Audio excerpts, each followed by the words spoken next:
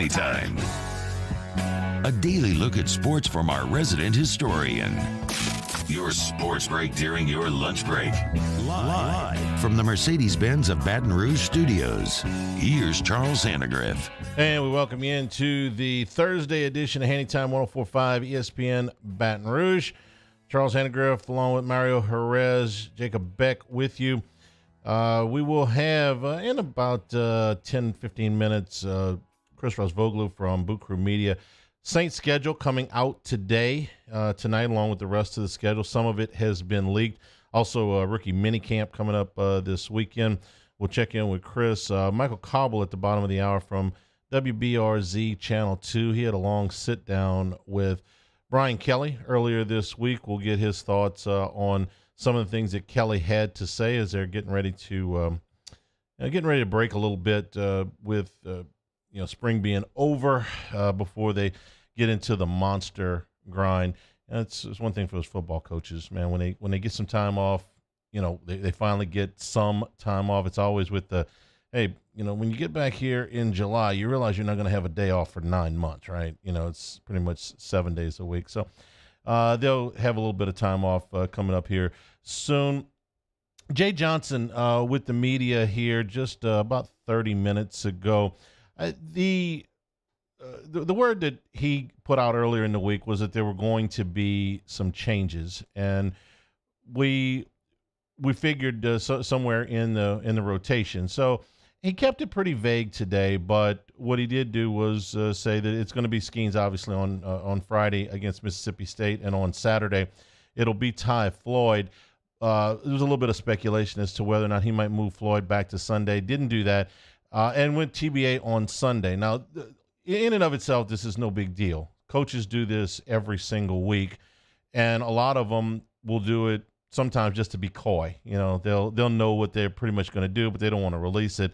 I think in this instance, we talked about this a little bit on the podcast this morning, Baseball at the Box, presented by Napa with Dan Canterbury.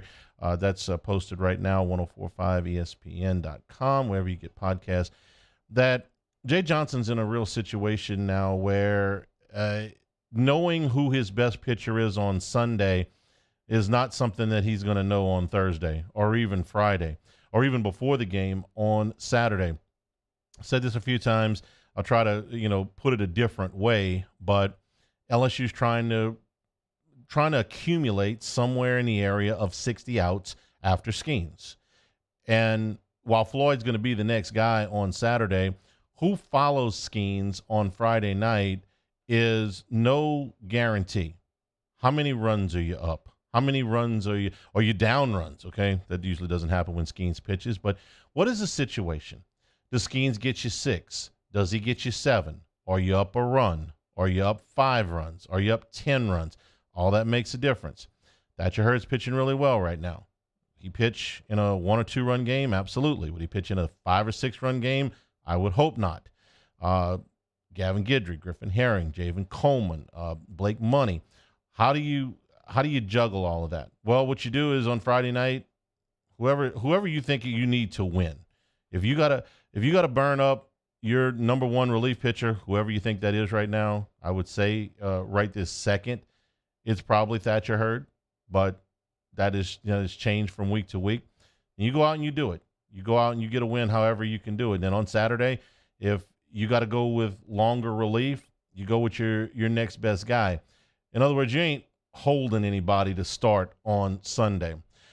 Christian Little's got to go find, his command again. It's not like the guy's never pitched well, but he certainly hasn't pitched well the last 3 weeks. So putting him back in the bullpen, this would be a perfect opportunity if you got a lead and you had a game put away that you could have him pitch kind of a throwaway inning in the 8th or 9th inning if you got a big lead. I'm saying that with all due respect to Mississippi State, who's just had an awful year. If that is the one inning that gets him going, one little thing, great. If not, well, you try something else. How many people laughed at me 3 weeks ago, Mario, when I said, when Thatcher Hurd got the glove knocked off of his hand, but went over third base side, picked it up, and threw it to first base, I said, the guy looked like he relaxed after that. Ha. I mean, it was a ridiculous statement that I made. It really was. Why in the world would having your glove knocked off on a line drive that should have been in center field and scored a run that turned into an out change anything? Didn't change his delivery. Didn't change what the score, well, would have changed what the score of the game was, but it didn't change any of his practice habits. Didn't change his pregame routine. Didn't change the team he was playing for. Didn't change who was coaching him. All I can I don't know why. I got no idea as to why. All I can tell you is he's pitched better since. It was absolutely. It would have been like me saying, you know what? That guy came in on the third base side of the stadium this week instead of the first base side, and that made all the difference in the world. Why? I don't know. It's baseball. If you think you're pitching well because you're having sex or not having sex, we've seen Bull Durham, I'm trying to get fined here, then you are. And if he relaxed after they knocked the glove off of his hand, then fantastic. Go knock the glove off a Little's hand.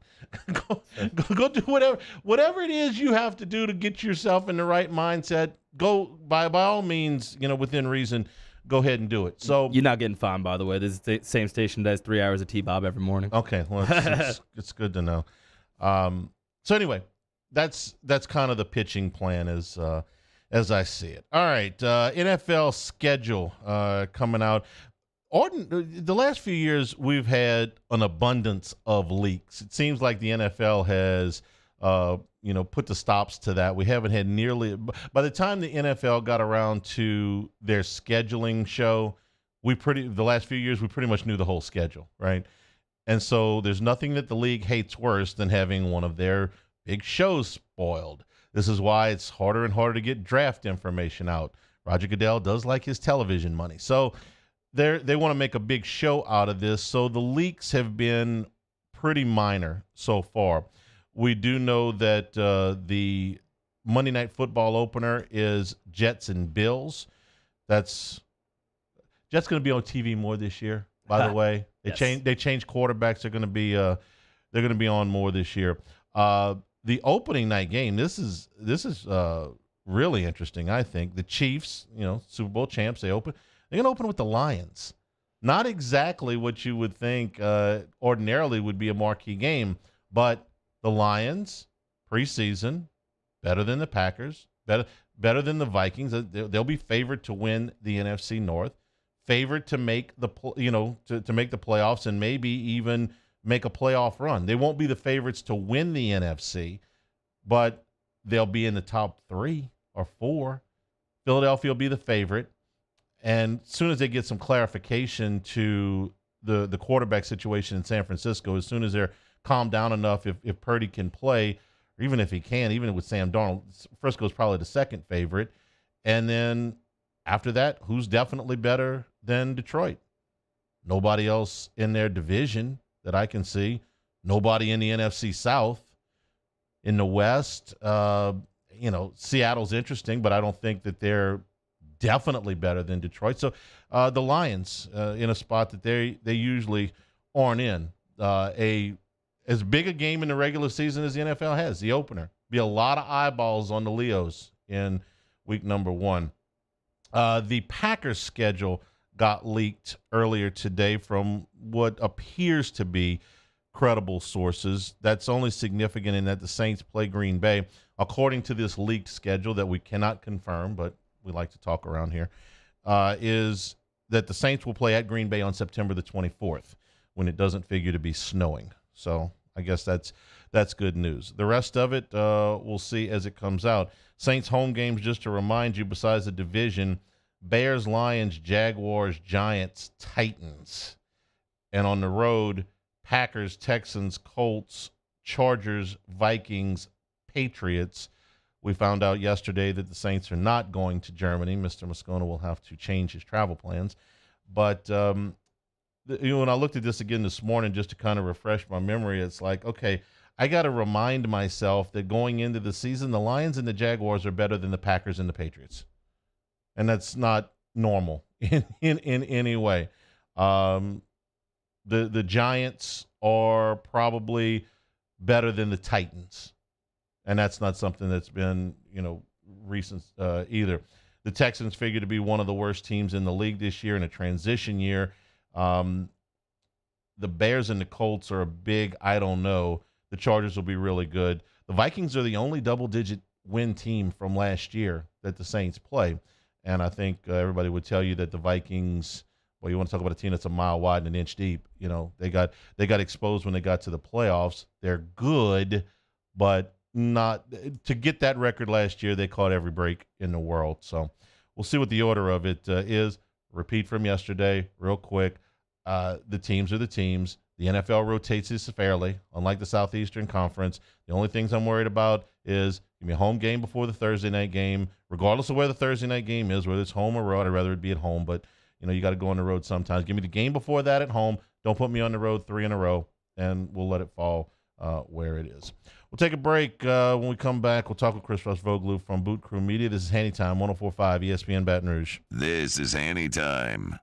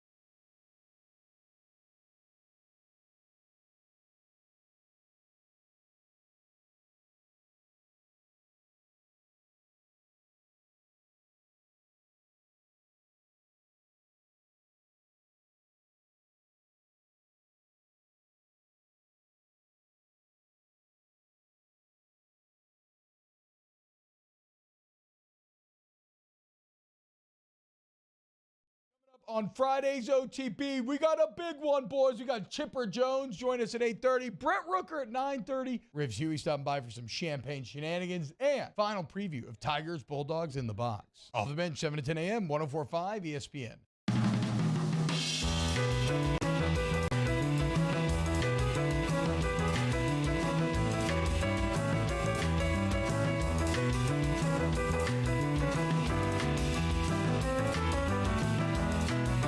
This is Hannytime with Charles Hanagriff on 104.5 ESPN Baton Rouge.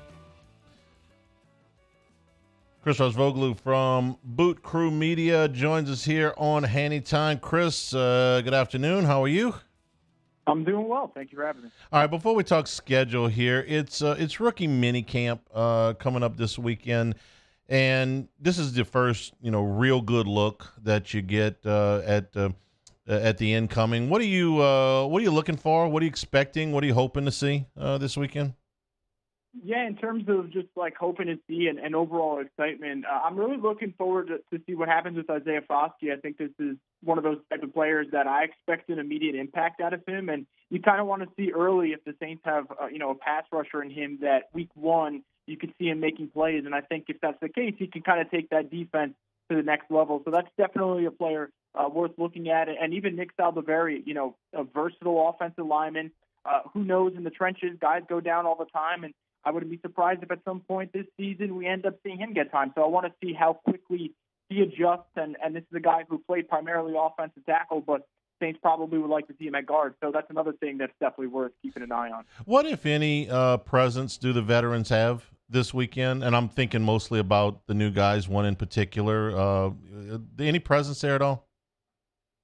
In terms of, I'd say no. A lot of the time when you're looking at these young guys, it's really just them getting their foot down. But what I do find fascinating is yesterday, Dennis Allen was talking about how, it's important to have the vets in the building as much as possible. And the one guy that he talked about it was Derek Carr. And he said Derek Carr has been in there pretty much this whole offseason. So I do wonder if having guys like, Derek Carr in the building, kind of being able to establish themselves as a leader from the jump, maybe for some of these younger guys like a Kendra Miller, maybe a Nick Saldivari, maybe that's a factor there.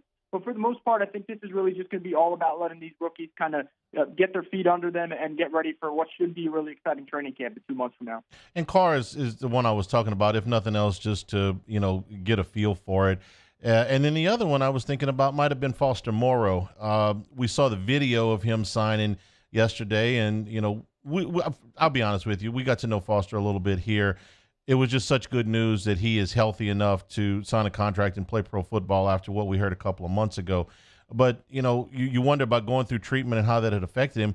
Got to be honest with you, Chris, we saw the video. The guy looked pretty good. And now we didn't see him in anything other than just, street clothes, signing a contract. But he looked pretty good, and I was wondering if he might be around the facility as well.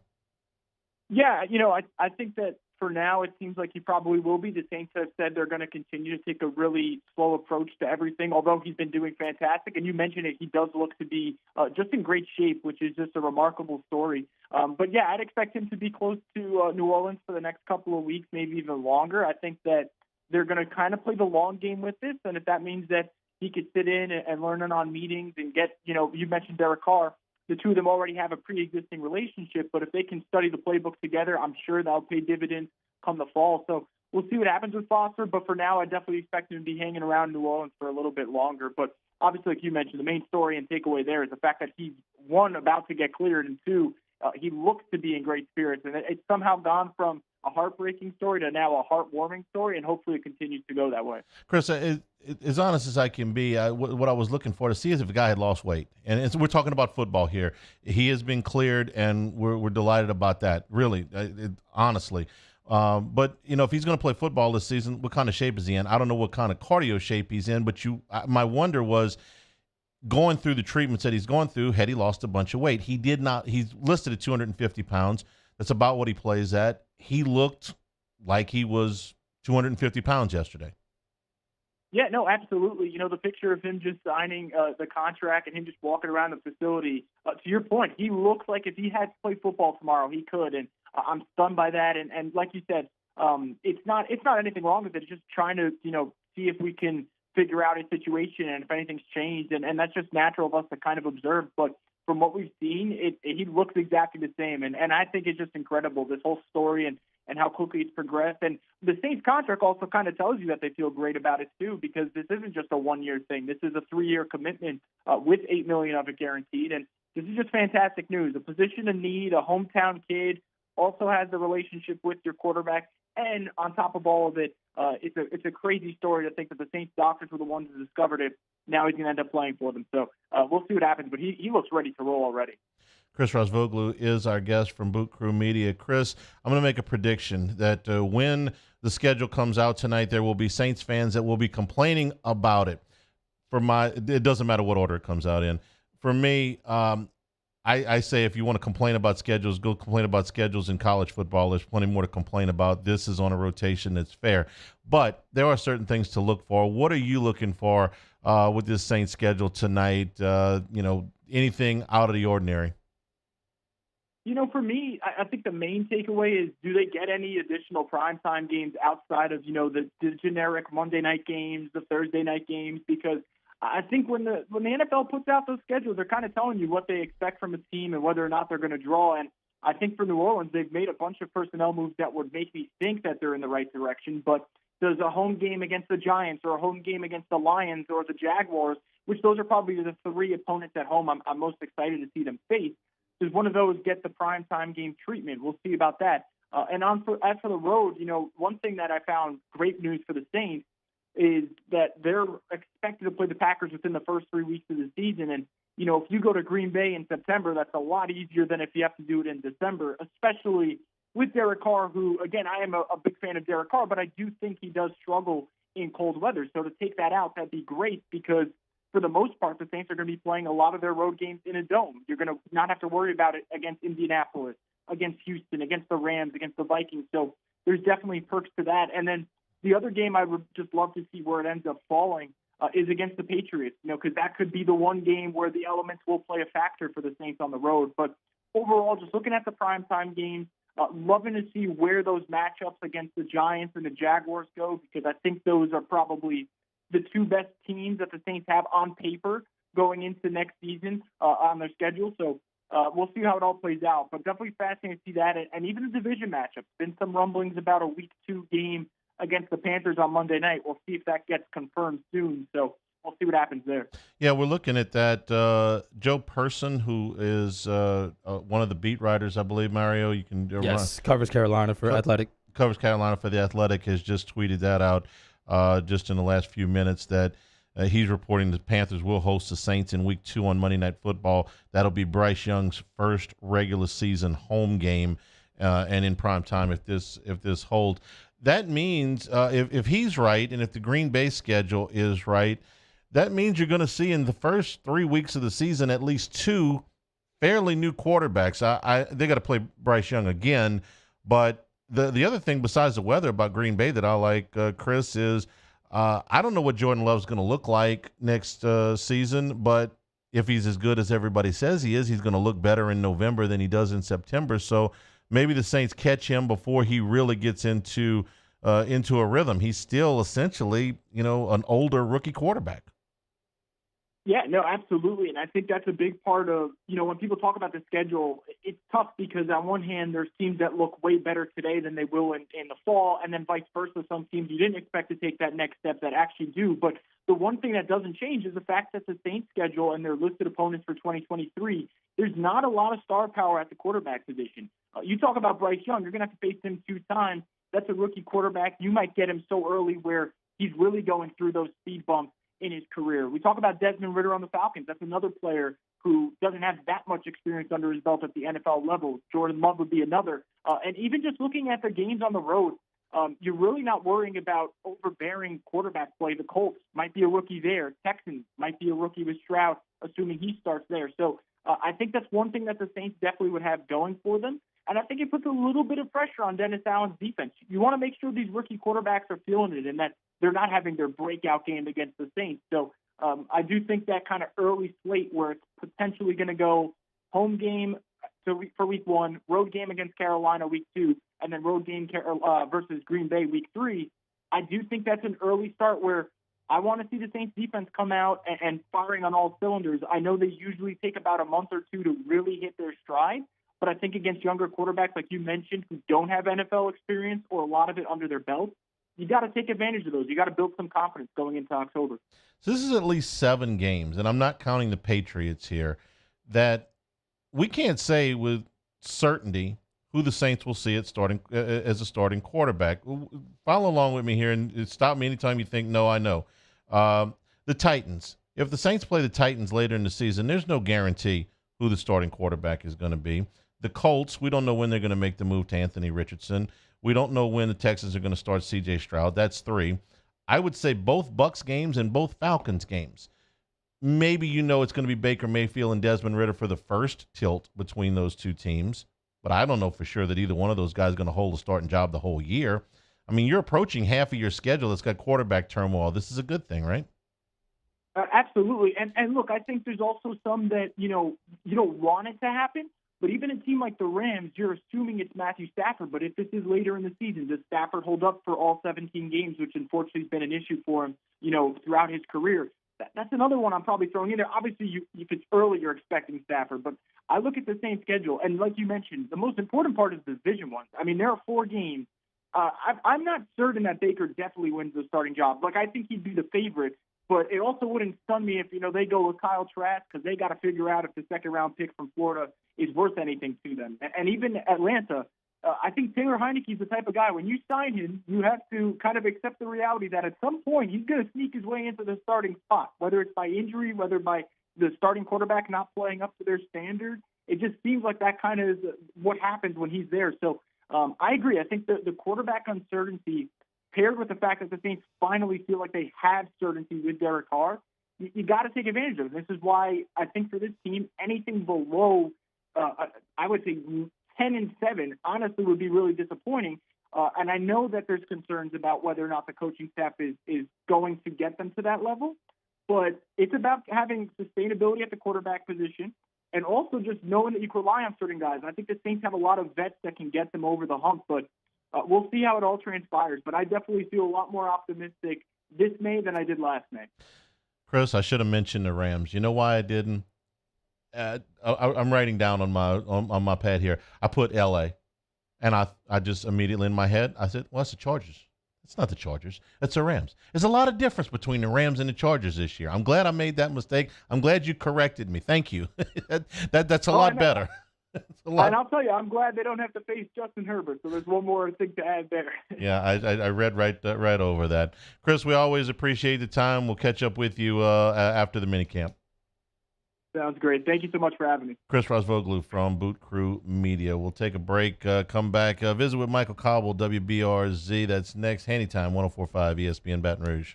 This is Hannytime. Infinity of Baton Rouge. Right now, the certified pre-owned program at Infinity has never been easier to access or with more inventory than it has right now. We told you about another vehicle just a couple of months ago. Certified pre-owned program means you're going to get a year's of prepaid maintenance. You're going to get a courtesy car when you bring your vehicle in to be serviced. That means you don't have to worry about it arranging for transportation and waiting for your vehicle. You're going to get the roadside assistance that is added in automatically.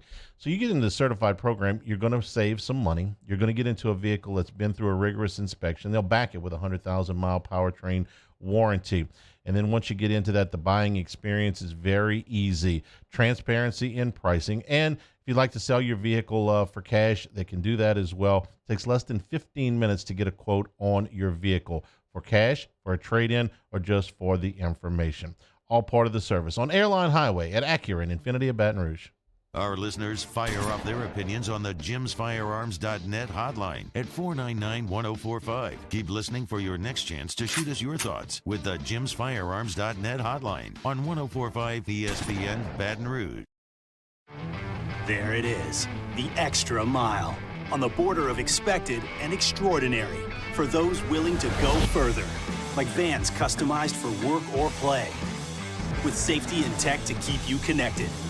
Supported by a 5-star sales, service, and finance team. And backed by the 1-star you know. So go the extra mile. It's never crowded because so few have what it takes to go there. Mercedes-Benz Vans. Turn my music high, high, high, high. Yeah. You don't know what you're doing. Sure I do. I'm from the streets with a hood to swallow on me. Bullets will follow on me. There's so much that you could run the slalom. And cops comb this top to bottom. They say that we are prone to violence, but it's home sweet home. With personalities clashing, chrome meets chrome. Prices up and down like this Wall Street. Hey there, little buddy. What's the matter? What's the matter? My windows, siding, and my door. That's what's the matter. Relief Windows can fix all that. I got you. Pop, pop. What's up? Oh my gosh, look! Curb appeal. That's a good-looking neighborhood. ReliefWindows.com. When is a taco more than just a taco? When it's Government Taco. Voted best tacos 3 years in a row by 225 Magazine, Government Taco puts the most delicious spin on tacos the capital area has ever seen. With creative combinations like the Magna Carrot, the Filibuster, or the Steak of the Union. Plus perfect tortilla chips paired with the best salsa and queso you've ever had. And happy hour every day from 3 to 6 p.m. and all day on Thursday. Government Taco, 5621 Government Street. Gulf Coast Office Products is a nationally recognized Savin office equipment dealer based right here in Louisiana. Over 100 employees strong, Gulf Coast has the boots on the ground to support all vertical markets, from education, engineering, legal, and finance. With the latest in office technology, from desktop to production segment units, Gulf Coast and Savin have the perfect fit for you. Call 225-756-2644. That's 756-2644 for Gulf Coast Office Products. Hey, what's up, y'all? It's that time again. It's heating up. Your boat's getting ready to come out and spend all summer on the water. It's time to take your boat to the next level with front-to-back boat service, where if you want an incredible custom speaker install, it's going to blow people away in the water, that's there for you. You want an HD sonar where you can see the fish under the water before you cast, beat all your friends, that's there for you at front-to-back boat service. So don't put it off. We got the parts in right now. Get them now before they go back on back order. Front-to-back boat service. I've been doing business with Luba for 25 years. They're dependable, trustworthy. It's just the attention to detail with our clients. Our folks have years and years of experience. They're highly trained professionals. But many companies have that asset. What I'd like to think makes Luba a bit different is that we use those talents in a way that truly is dedicated to serving the needs of the folks who depend on us. Gulf Coast Bank and Trust is giving our customers the power to bank anywhere, anytime during this challenging event. And we're right there with you. Our mobile banking app is a smart way to manage your money and time. Gulf Coast Bank and Trust, the bank that cares about you. All right, let's say ah.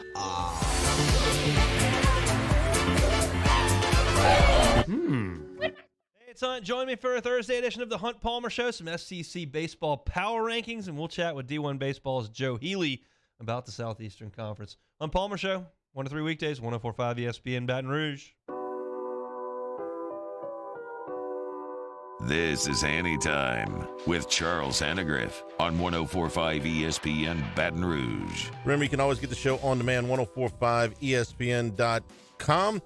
Now joining us, sports director from WBRZ Channel 2, Michael Cauble. Michael, good afternoon. How are you? I'm good, Charlie. Thanks for having me. Okay, so you had a sit down, one of those sit downs with Brian Kelly earlier this week. You know, and I'm making a little bit of a joke, Michael, but you've been in enough press gaggles and enough press conferences to know that we can actually sit down and do a one-on-one. You might actually get a little bit more than a coach that's in a rush, or a coach that's just out of a game, or a coach that's facing, a room full of people. So, give me comfort level from last year to this year on Brian Kelly, because you did all of this a year ago. We all did all of this a year ago. But with a year under his belt and a very successful year under his belt, give me comfort level. Yeah, it's interesting because I don't think it's changed all that much. Like you might expect it to. Like, I think he was fairly comfortable in who he was. I think he understood the situation he was getting into, and now a year later, I think all those things are still true. There's still some hurdles that he has to clear. It's still early, in the infancy of his tenure over the program. But I don't think that he's ever lacked for the confidence in his own abilities. So therefore, I think his comfort levels kind of remained pretty much the same. Now, I think the people around him are a lot more comfortable. They certainly understand how to operate. But as far as like when we did it, and it was funny because we did it in the exact same room that we did it when he got hired. That's all pretty much the same. And I don't know that he wasn't standoffish when we first met, and he isn't obviously standoffish now. Let's talk about the quarterbacks. A couple things, and I'll go in order. when he talked about Jaden Daniels, he talked about the willingness to be the best. And when I hear that, I think about the summer, and every championship team that's come through in the last 20 years, I've heard from ex-players after the fact about how important that summer was. So when I hear him talk about him wanting to be the best, him wanting to lead, I immediately think about the summer program, and that's on the starting quarterback to lead it. So, he's got to push the ball down the field, but this is the summer of Jaden Daniels if it's going to be a great fall for LSU.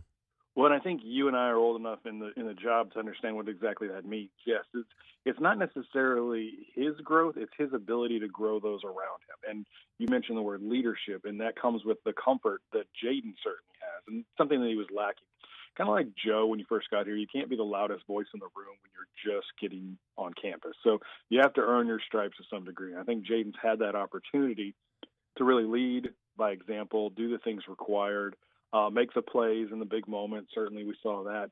But now he has the voice that he can pull the people that along with him that he needs to really motivate and make better themselves. So that is what the leadership that I'm hearing from Brian Kelly when he references Jaden Daniels. It's about the growth, the maturity, and the comfort that he now has to use his voice as the starting quarterback of the LSU Tiger football team. Yeah, that from year one to year two, I can remember the August of 18 asking, hey, are we going to get to talk to Burrow at all before the opener? And it was like, not really. Nope. No, because he doesn't want to do it because he says he hasn't accomplished anything yet. And Daniels was a little bit more accessible than that, but a lot of the same thing. Hey, last year wasn't my group. I was trying to fit in. This year it's my group. And I think, to some degree, that's true. There were stars on that team that he had to work with, right? Certainly, Kayshawn was the biggest storyline probably going into that season. All the expectations that people had with him and for him, and Jaden also had to fit into that puzzle, right? So how do you become the guy that has to get the guy the ball, right? And so I think that now that he's gone, and then they've had that year of working with Malik, Kyron, I do think that this will be a different Brian, a different looking offense, a lot more, I won't say on time, but willingness to put the ball out there before the receiver's out of his cut. Some of the things that you see with a more mature offense, that's what I'm expecting to see this fall. When you asked him about the quarterback situation and you got to Garrett Nussmeier, he said a couple of things that, really struck me as just how difficult it is for roster management with quarterbacks. He said, listen, we had to talk to him about, hey, you've got 3 years of eligibility left, and you're going to get meaningful reps with the ones in practice. But we're talking about practice, Michael. It used to be about playing time in the games. Now you got to promise a certain amount of playing time in practice, and in no small order. This is why Nussmeier's here and Howard isn't. There's only so many reps to go around in the practice. So it kind of struck me as Kelly saying without exactly saying the words, we had to re-recruit him to come here, and we had to lay out exactly what we were going to be able to offer him from a practice standpoint and a game standpoint. Yeah, and his answering it the way that he did, you'll remember he has 3 years. That instantly tells you that is the roadmap for them, right? Get what you can this year, but next year it's your team, and it's going to be a good team with a seasoned offensive line and some playmakers coming back. So I think that was the sell. That's what I wanted to hear, right? What was the pitch that you gave Garrett that made him believe in you? And look, there's worse things out there in the world, and that's kind of what Brian was referencing at the end of the conversation. He used Joe as an example, but he also, just talked about the ability to go somewhere else and it not work out. So I think there's a little bit of known commodity to Brian Kelly, and he is using that commodity, to build the trust with Garrett for the 2024 season as much as anything. We all know injuries can happen, right? And I'm sure this was part of their conversation. Brian did not talk about this at all.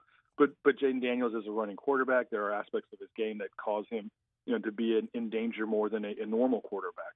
So Garrett already did get some meaningful snaps last year, and he could potentially get some very significant snaps this year. You never know, but at least the situation you're in, and it's a good one, and it's a better one next year. You mentioned the offensive line there, and when he talked about that, he talked about, hey, listen, we don't have to move people, or hopefully won't have to move people around as much as we did a year ago. And he mentioned Charles Turner returning as a starter. I thought that was interesting since Marlon Martinez spent the whole spring taking reps with the ones because Turner was out. I expect a rigorous camp battle there, but the offensive line's a lot more set than it was a year ago. I mean, what did we play? 6-7 games, and no set lineup. Everything changed week to week. Only one person played the same position twice. It was definitely baptism by fire for those tackles, and they amazingly, showed their capabilities. And I think that is a tent pole to build around, right? You can't, I don't think, give Brad Davis enough credit for the job that they're doing along that offensive line, knowing what that room looked like. Does it need to improve? Does it need to continue to get better? Absolutely. But I just think the strides that they've been able to make, the trust, again, that they put into young players and the results those young players have given, I mean, it's phenomenal. And again, it only bodes well for the season to come when you think about the experience they got and, the growth that they've been able to endure together. On the defensive side, he talked about refilling rooms, defensive line and corner. He's dealing with a lot of new players here. And you asked him about having to refill and if these positions, corner specifically, were going to be a yearly thing. Like it was just something that was unique to the position. And I thought he had an interesting answer about that in given the depth issues that they had a year ago and hopefully won't have this year. Well, it was the one thing, I had some questions that I wanted to ask. Running back was one of them because we didn't really talk about it at all. Obviously, Garrett was another. And then the cornerback position is interesting to me because now I really do feel like more than anywhere else, that is free agency in college football. You have guys that have a much-needed skill set, and they don't even have to be the top in their game, and they are getting courted by all of the top programs in the country because you need depth and you need talent. And that, I think, is one of those areas where if you have neither, you see it right away. Corner can expose a football team unlike any else. And so I wanted to ask him just about how do you navigate this landscape where that position is literally a revolving door now, and guys are going from school to school in conference and all over the country. And so his answer to me, while it wasn't exactly illuminating to the point that, I would have liked, basically he said, yeah, we're all in the same boat together. And when you look at the guys that are getting the offers, they're getting the offers from Georgia, Alabama, us, all of us. So what that told him was that everyone is dealing with that issue. And the only way to really try to combat it is to recruit through the high school ranks and then retention as best you can. But it's going to happen. I think that was basically his answer boiled down was, it is what it is. We're dealing with it the best we can, but so is everyone else. Okay, so everybody's dealing with the transfer portal, and I understand the challenges there. But in regards to corner, why is it more so than wide receiver or running back, which are also positions that have a lot of players play? It's not like quarterback. I get one guy plays, the other guy doesn't play, but at corner and at wide receiver and at running back and at defensive line, specifically interior defensive line, these guys rotate. A lot of people play. There's a lot of chances to make an impact. So why corner and not the other positions? Because I feel like you have a chance to really elevate your status as a player. I feel like more so than any, you can get to the field faster there because the need is so great. Like you said, they do play a number of them, but you have your star corners. You have your guys that really don't come off the field. You have your most valuable defensive backs, And I feel like that position is one where it is so fluid that you literally could, be on a top 10 team and move to the best team in the country.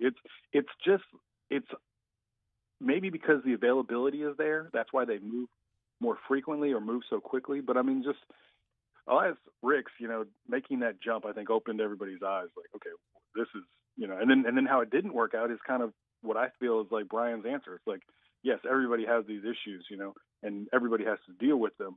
But I just see it being such a dynamic position and a position of need that teams are willing to court them and guys are willing to jump. The last thing you asked him was about the changes in college football, kind of a wide-angle lens. There's a lot there, and, he said, well, just in the last 10 years of college football, and I was thinking about that answer, Michael. If you had, left the country in 2013 with no access to any kind of media or any kind of football and come back this year, you would think you were on another planet. It was a different game altogether. And he talked about a lot of that, from the scoring to the transfer portal to just, if I had been gone for 10 years and then come back and seen a college football player on a commercial, I'd have been like, wait, you can't do, except you can do that now. So he had a long answer to, just how open you have to be to change in college football. And I think that is what makes great coaches the best, right, is their ability to adapt. How many times have you said it on your radio show? Saban was complaining about the up-tempo offenses. All right, y'all want to keep up-tempo offenses? I'm going to beat you with the best of them. You want to introduce NIL? I'm going to beat you with the best of it. So the great ones find a way to adapt. Kim Mulkey didn't win a national title at LSU because she's a great X's and O's coach. She did it because she's a great X's and O's coach, but she can also adapt to today's player. And today's player, just like anybody that has kids, well, it is completely different than what we grew up watching, right? What we grew up expecting of college football. And Brian kind of alluded to some of that with the rules changes, and we'll have some more with the clock changes, that everyone will get used to and never think about again, kind of like the way we do with some of the ones that Brian mentioned just then. But, it is what it is. And the best coaches, when we were talking about portal and NIL and stuff, every one of them said, this is what the new landscape is. Learn to adapt or die.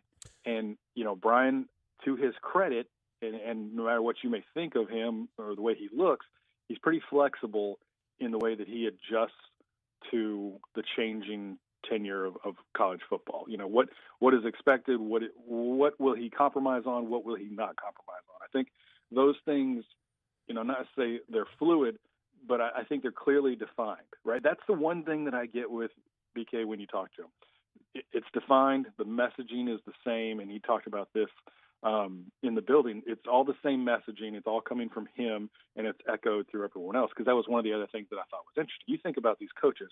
None of them worked with him outside of his guys like Den Brock and Polian prior to coming to LSU, and it worked so well.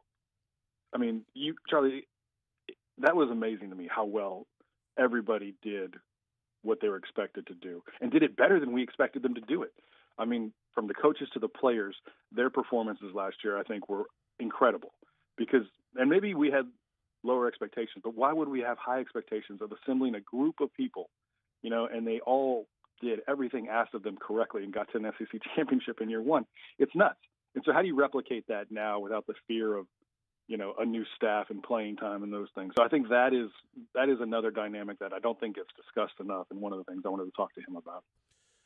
Michael Cauble, how can people see the interview in its entirety? It is on our WBRZ YouTube page. You can go there. Brian was great. I probably could have gone longer with him. I just had a couple of questions I wanted to get in with him. And it's not real technical. We're not going to break down the third linebacker position. It's just trying to get a gauge for the man and who he is. So I was appreciative of the time. It's actually the first time I got to sit down with him by myself. And I was glad that Michael Bonnet set it up for us. I asked a couple weeks ago, and he texted me. He's like, let's go. So, and Brian was great. Thanks to him. He'll be off for a little bit, and we'll see him again in July in SEC Media Days. Michael Cauble, WBRZ, we appreciate the time. We'll talk to you soon.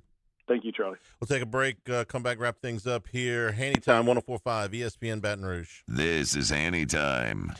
Our friends out at Big Mike's helping you out. If you got a graduate here this month, want to have a little celebration, you can have it at Big Mike's. They've got multiple size party rooms for any kind of gathering that you want to have to celebrate your graduates. And if you'd rather have it at home but don't want to deal with all of the cooking, well, they can do off-site catering for you at Big Mike's. Live music every weekend. This Friday, it's the Honky Tonk Playboys, and on Saturday, Kyle Wilson takes the stage.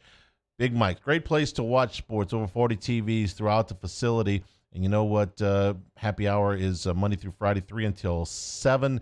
And that's all day on Sunday. Starts at 11 a.m. So you're going out to watch the baseball, the basketball, the golf, the NASCAR on Sunday afternoons. Makes for a great time at Big Mike's. Monday nights, all you can eat boiled shrimp starting at 5 o'clock all the way until close, and daily lunch specials available. In the heart of Denham Springs on Aspen, with Denham Springs Hall of Fame located in the front of the restaurant, Big Mike's, we're kind of a big deal. In times of need, get a full list of phone numbers, websites, and other important emergency information on the Demco Stormwatch page at 1045ESPN.com. Bayou Chrysler Dodge Jeep Ram has $20,000 off new 22 Ram 1500 SCA trucks and incredible deals on all remaining 2022 inventory, all with Bayou's 1 million mile warranty. The crew at Bayou Automotive is going to do right by you. Hey, what's up, y'all? It's that time again. It's heating up. Your boat's getting ready to come out and spend all summer on the water. It's time to take your boat to the next level with front-to-back boat service, where if you want an incredible custom speaker install, it's going to blow people away in the water, that's there for you. You want an HD sonar where you can see the fish under the water before you cast, beat all your friends, that's there for you at front-to-back boat service. So don't put it off. We got the parts in right now. Get them now before they go back on back order. Front-to-back boat service. Hey, it's Matt Musso. Join me Monday through Friday for your daily update on LSU baseball with Musso at the Box, presented by New Orleans Flooring. Wherever you get your podcast, Apple, Spotify, Google, and check out New Orleans Flooring. 2 locations, Metairie and Prairieville, or NOLAFlooring.com.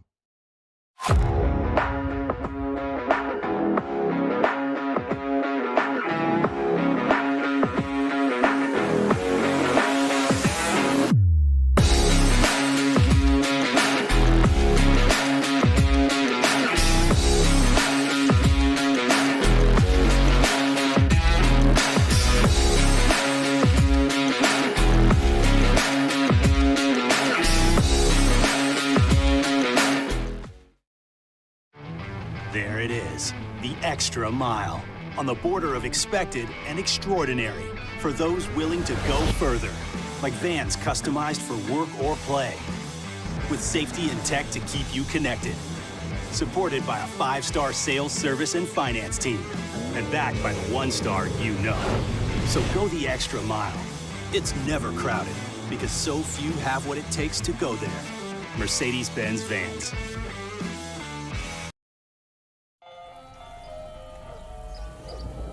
Hey there, little buddy. What's the matter?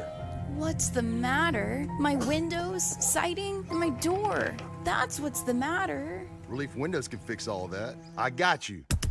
Pop, pop. What's up? Oh my gosh, look! Curb appeal. That's a good-looking neighborhood.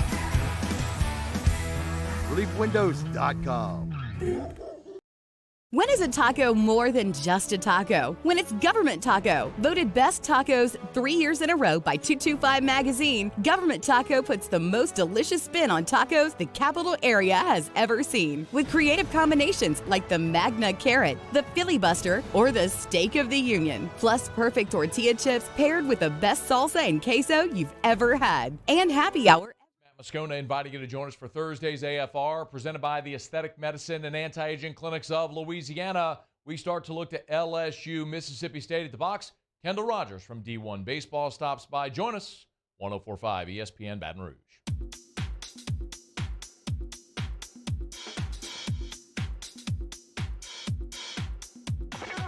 This is Hannytime with Charles Hanagriff on 104.5 ESPN Baton Rouge. My good friend Jimmy Ott has a little, I guess, motto that he goes by, or maybe it's just one of those things to take winners from anywhere. And I one of the things I agree with him 100% on: give us a winner from anywhere. Mario, tell me about this dog. Okay, so there's a corgi that before the series started picked every single game in Lakers Warriors, and so far it's 5-0 in its picks. It had the Lakers going up 3-1. But then it had Golden State erasing the deficit and winning the last 3 games. So 5-0 with last night's win for the Warriors. All right. We've seen this before where somebody gets a baby, an animal or something. And, you know, it's only ridiculous if it doesn't work. If it works, then we're all for this stuff. Does the dog pick every other NBA series and the dog's just getting lucky here? Or is this the dog owned by a Warrior or Laker fan? Yes, it's exclusive to this series. Okay. No other series. So why did they get the dog to pick this series and not, Philly, Boston? That's a great question. I'm not sure. We need some intel on the dog. That's fair. If the dog is a credible source, then we'll keep following the dog. So far it is. Like I said, it's 5-0 and people have been following it, but now it's starting to heat up a little bit. And if the Warriors do win Game 6, that's going to be like one of the most famous. It's going to be the most famous corgi on the planet, one of the most famous dogs. Not to mention, we're going to want to know who the dog likes in the conference finals. Yes. I mean, because if the dog is going to get to where, the picks are profitable, then we're going to really have something. I mean, you thought I liked dogs before. I mean, my two I love more than anything. But if they could pick games, too, I mean, then you're really earning your keep. Boston and Philly tonight. Sixers with a chance to close it out at home. That's the early game. Denver and Phoenix. Denver with a chance to close out as well. They are on the road at Phoenix. No Chris Paul in game number 6 for that. Two on the ice tonight. Carolina trying to close out the Devils, and the Stars and the Kraken are tied at 2 apiece. Toronto stayed alive last night. Haven't won the Cup since, LBJ was in office, I think, and they stayed alive, but they're still down 3-1. Afternoon baseball, Reds lead the Mets 4-0 in the 5th.